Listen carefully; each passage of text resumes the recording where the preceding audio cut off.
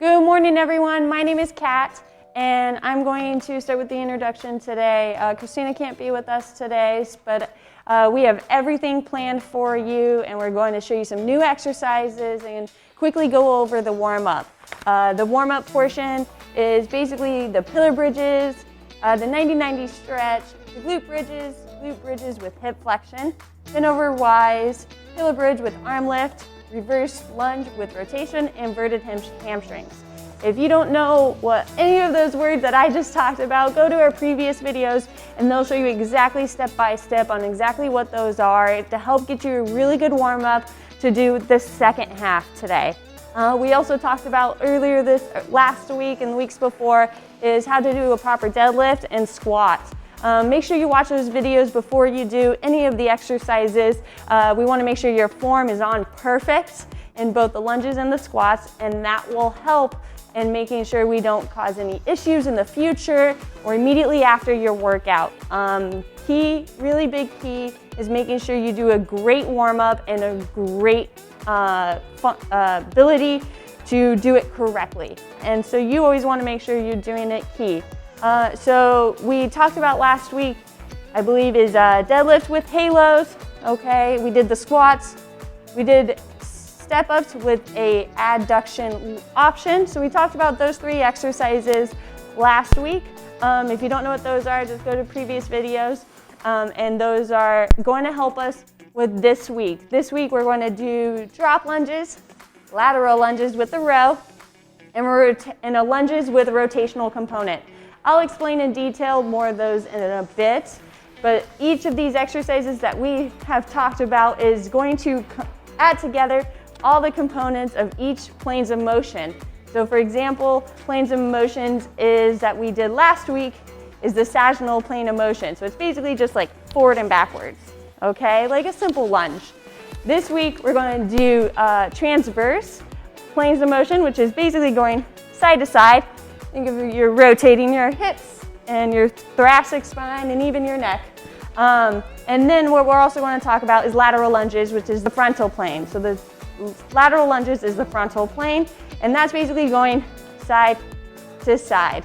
So we're going to have all three planes of motions, which is key for the body, maintaining the mobility of your bones and joints and being able to go through all range of motions in life because you will always need it. So now, once you've done your warm-up, and you've done the exercises with the deadlift and the squats and the step-ups with adduction option, if you're up for it, we're going to go into drop lunges, lateral lunges with the row, and lunges with the rotational component. And Dennis here is going to explain every aspect of that for you and some modifications that can make it a little bit harder or a little bit easier for you, and whatever you feel comfortable with that you think is best for your body and making sure you are improving each and every step that we're taking. So here we have Dennis. As Kat said, we're going to try to run through a couple of the exercises that are finish off the lower body component here. And there are three lunge movements, and so we're going to use Pat and Kat as models here to run through those movements, and we'll point out some regressions you can do, the normal movement, and maybe even some progressions you can do, okay? Our first one is going to be what's called a drop lunge. And we're going to do probably two different versions of this, one with Pat and one with Kat, all right? The way the drop lunge works is you're going to put your back leg behind you. You're going to probably, in doing that, twist your hips when your leg goes behind you. And you're going to have to re-center, re-square your hips, and then just drop down into a lunge. So we'll let Kat and Pat do that, and while they're doing that, we'll show you the movement and some of the important things about that, okay? So there you go. See, there goes leg behind, all right? Leg behind. Notice that the hips, when you do that, they will naturally twist, and so you're going to then try to recenter the hips, and then they're going to drop down into a lunge, right?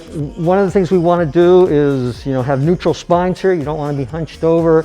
You want to keep your chest up. Maybe it helps to hold their hands here. And once you get into that position, it may be easier for you to just do a couple of repetitions right there, right, rather than returning to the original position. But you can certainly, it's a little bit more difficult to alternate leg to leg instead of doing, maybe you do 5 reps here on the left, 5 reps on the 5 reps on the right, and then return to the original. But as I say, if you want to add to the challenge, you can certainly alternate leg to leg. All right. So notice when they drop down, they're not bending over, right? They're maintaining this upright posture, neutral spine here, right? Which you want to keep. Right, the hips just drop down. Okay, there's no bending. It's going to feel a little awkward, so you got to practice this movement to get it right. Okay, so that's called a drop lunge. The second one, as Kat said, is we want to move in this direction. So this is going to be a lateral lunge, and we're going to show you a lateral lunge, just straight lateral lunge, and then Pat's going to actually show you a lateral lunge with a row. So you get a twofer when Pat does it. Now, look, if you're just starting this exercise, Pat's been doing this a long time. Don't think, yeah, I want to be like Pat. If I'm just starting, please. Kat's going to show you the regular one. Start there, right? We always want to groove our movements just with body weight, right? Make sure you've got the movement correctly. Kat said that, right? You want to make sure you have correct movement. 1 good rep is better than 10 bad reps, okay? So you always want to go for quality rather than quantity, right? So I'll let them demonstrate the lateral lunge. Pat's going to do it with a row, and Pat will do it 2 different ways with a row, okay?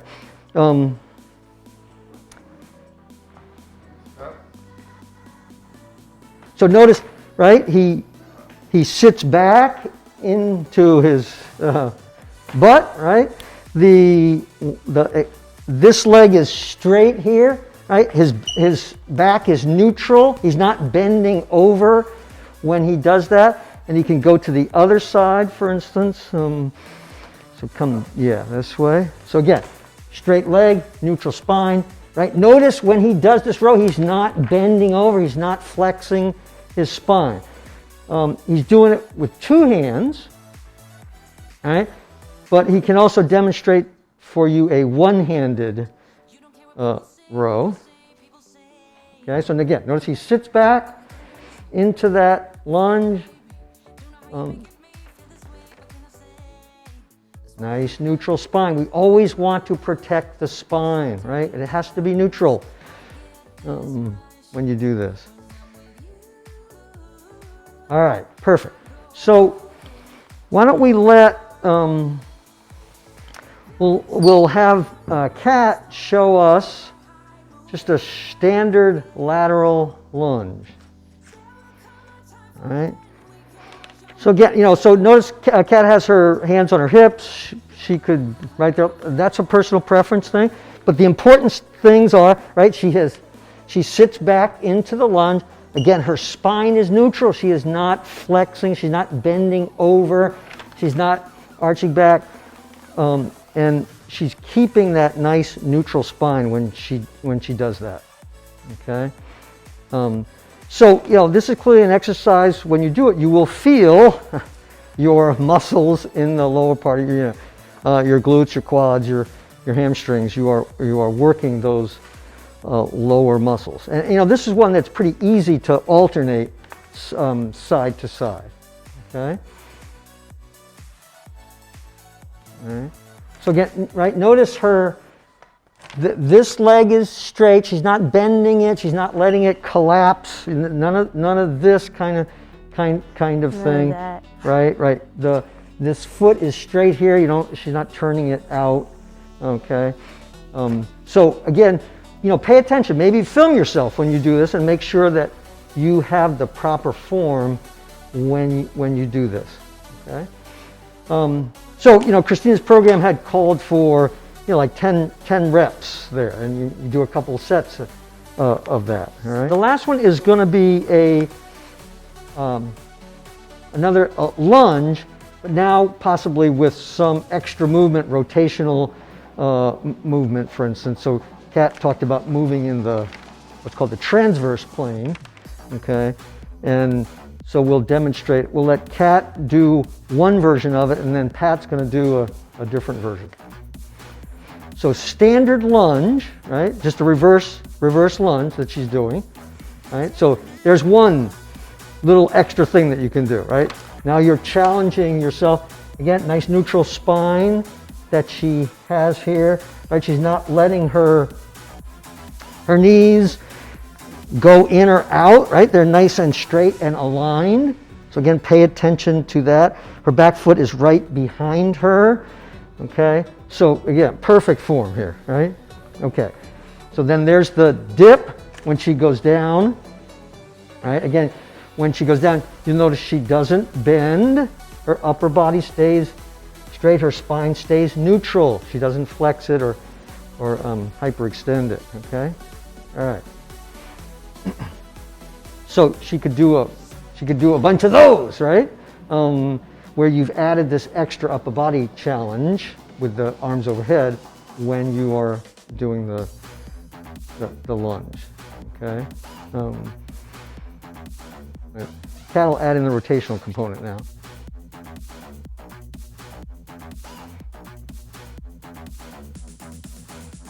So she's rotating to the outside of the forward leg, okay? And again, when she does this, right, you'll notice the rest of her stays in alignment, right? She doesn't let that movement pull her one way. Her knees are lined up straight, just like railroad tracks her legs are, right? She doesn't allow her spine to flex. Oops, sorry. Okay. She doesn't allow her spine to get out of alignment. It's obviously rotating, but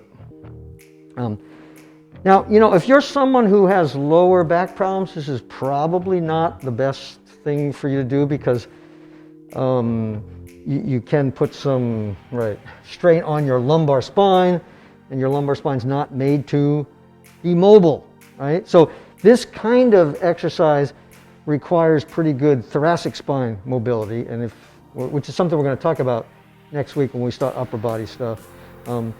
So be a little careful here with this kind of rotational component if you have any kind of back problems. Okay, now Pat's going to illustrate a progression of this with a slam ball. All right. So he's going to do the standard lunge, reverse lunge, right?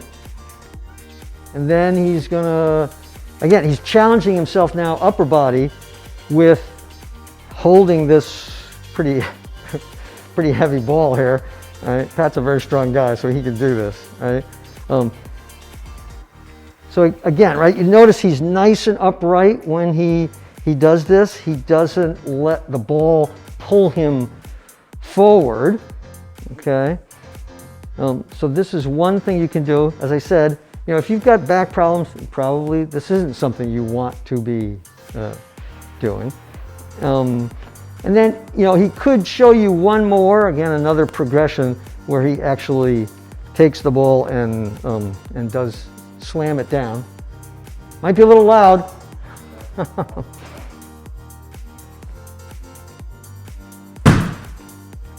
And of course, the problem is you got to pick it up every time you do it. So, all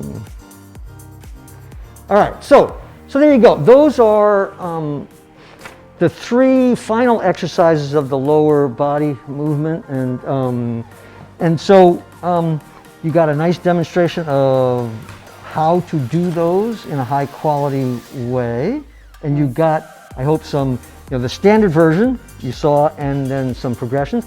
Remember, we've talked in previous weeks about how you can also regress this. So you know, Kat was talking earlier to us when we were doing it about, you know, maybe when you do this, you know, you don't have to go all the way down. You do a little movement, right? And you start there, and then gradually you're going to build up so that you can go all the way down, okay?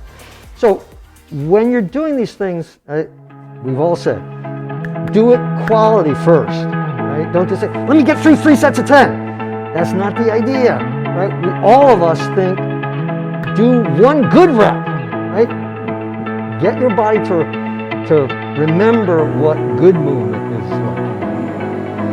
Quality over quantity, as Pat says. Absolutely, right? So keep that in mind, really. I know there's a tendency for all of us to say, more, more, more. I just got to get through 3 sets of 10. Don't do that, right? It's bad for your body. And when you get to our age, you will end up realizing that, you know, if I just done quality movement my whole life, I'd be in better shape now, okay? But really, think really hard about that. Today, we did the lower body, we completed the lower body component to get it done in 2021. So that consists of making sure you do the warm-up every time before you work out, okay? All of these exercises right here will help warm up every component that we use during the workout. We talked about in our first video about lower body push, FMS squats, lower body pull, and active straight leg raises in the FMS. So making sure you can find yourself a little bit of your weaknesses and working on those to get those as strengths, okay? Then we added the notes section, which you can always use and add your personal notes if you would like, and making sure you add what you can do, for example, in lateral lunges with row, no weights in pain, body weight if pain-free. So making sure you're pain-free throughout the entire motion, okay? We added the weight section, so you can add your own personal weights. We added the sets and reps in the exercise components. So making sure you try to shoot the 3 sets of 10, but like we said, making sure that each rep is better every single time. So if you can't get the 3 sets of 10, start with 2 sets of 10, okay? Making sure that even those 2 sets of 10 is key for a great workout, okay? The exercises we showed today with the drop lunges, we're shooting for 2 sets of 10. Lateral lunges with the row, we're shooting for 2 sets of 16, alternating. So it's basically 8 on each leg, 2 sets of that. Okay, and then we have lunges with the rotational component. If you can't do that rotational component, that's okay. Shorten, maybe take away that rotational away, maybe just not go as deep, or maybe even use a wall or a counter or a railing to make sure you have something to stable yourself, okay? Making sure we work on stability and making sure that our balance is good when we do these exercises, because they can push the balance just a little bit, okay? So if you can, do try to shoot for 2 sets of 10. That completes the entire section for Get It Done in 2021. Next week, we're going to do the upper body. So we're going to focus on the upper body assessment, warm up for the upper body to get you ready for the workouts in the upper body component. So I hope you have a fantastic day, and thank you for joining us, and we'll see you next week.